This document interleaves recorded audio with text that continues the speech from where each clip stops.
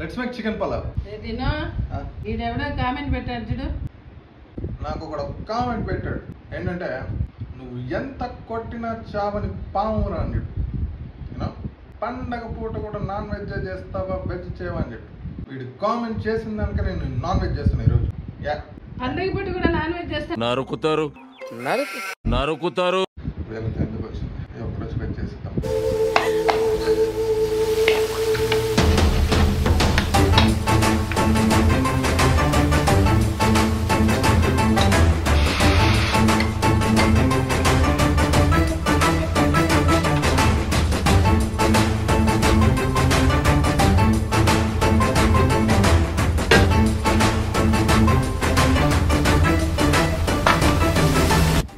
Taste చూసి ఎలా అని చెప్పాను.